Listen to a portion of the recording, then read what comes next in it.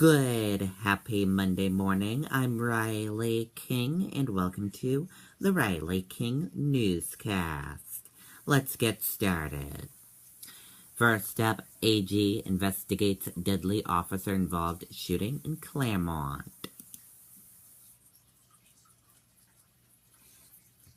Let's take a listen to this video from WMUR News 9. New Hampshire families first. As the nation's first credit union, our values haven't changed, but the times have.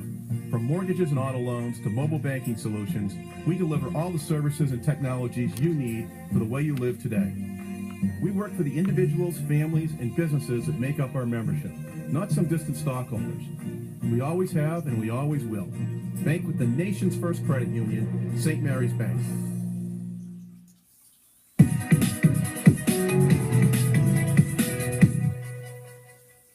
Adam and Therese, not a lot has happened since I last saw you both at 5, but I will take a step aside so you can take a live look at this hour. As you can see again, this portion of Congress Street remains blocked off and crime tape is still up around house number 53. Authorities say there will be a thorough investigation into what happened here.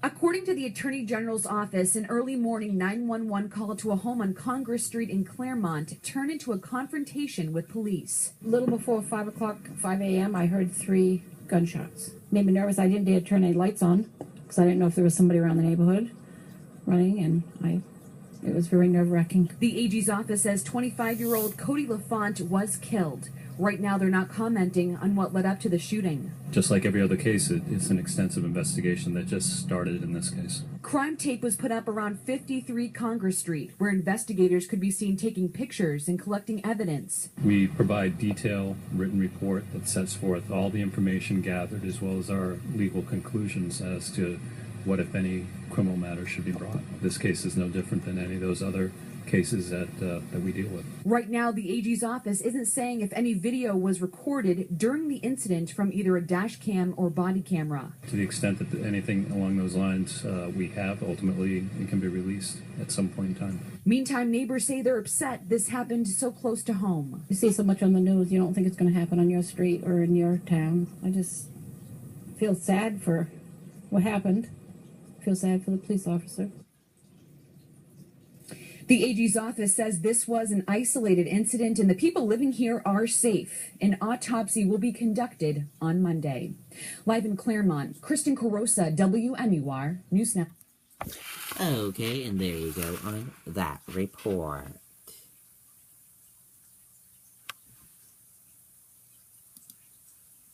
Five storylines to watch during tonight's presidential debate.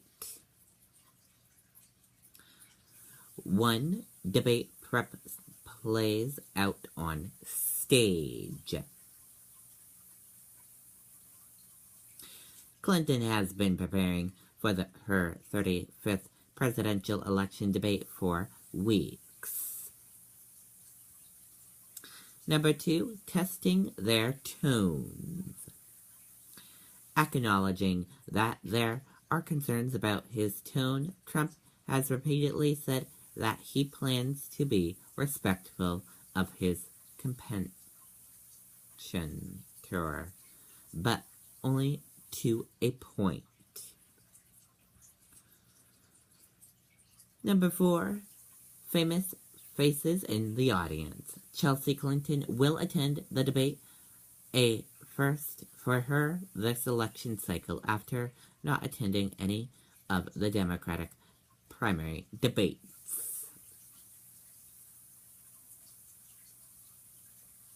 The role of the moderator. Number 5. Lester Holt from NBC's Nightly News has been tasked with moderating tonight's debate, and he's under some pressure.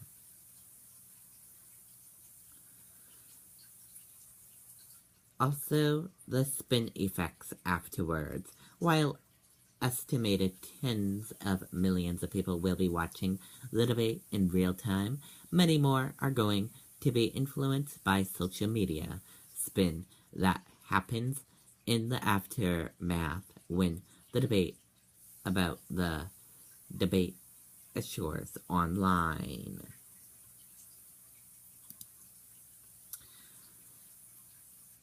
debit, OPEC, Fed economy, all big risk lurking for markets in the week ahead. The presidential debate and OPEC could make for volatile markets in the week ahead, while a rush of consumer, manufacturing, and other data may reveal whether the economic is really beginning to struggle. Golfing great Arnold Palmer died at 87.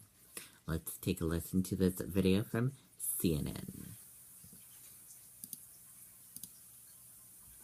Winner of 7 majors and 96 tournaments overall, Arnold Palmer was one of golf's greatest and most charismatic players.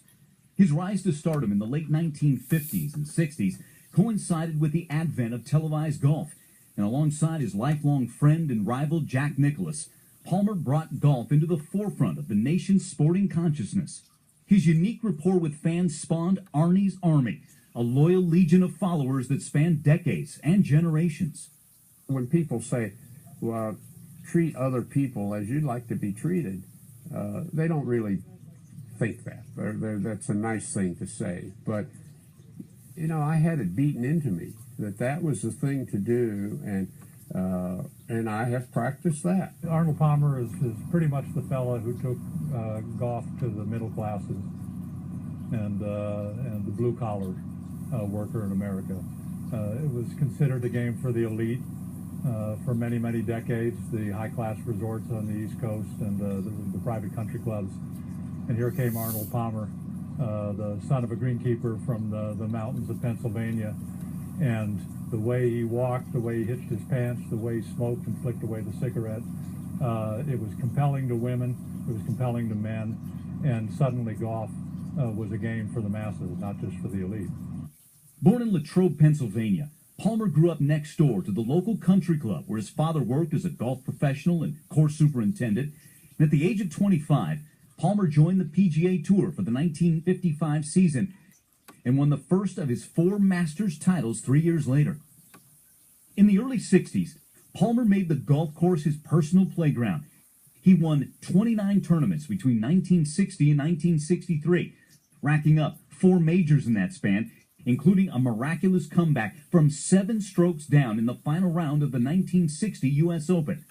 That performance paved the way for him being named Sports Illustrated's Sportsman of the Year. Palmer was later named the Athlete of the Decade by the Associated Press.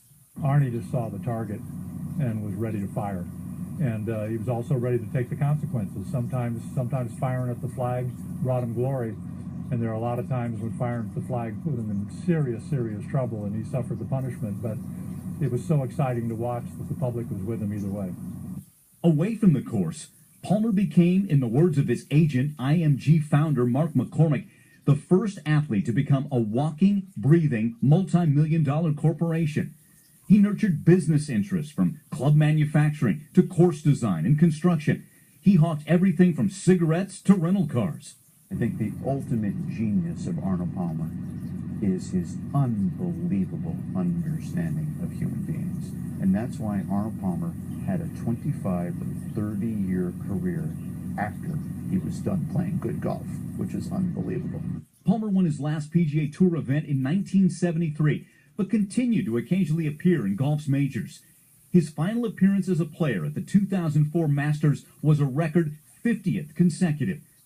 The death of Arnold Palmer leaves golf without one of its most magnetic personalities and all-time great players. The king is gone, but the influence of his reign will remain with the game forever. Okay, and there you go on that report. And that does it for the Riley King Newscast right here on the Riley King Network. I hope you all have a great rest of your Monday. We'll see you back here later on today. Goodbye, everyone.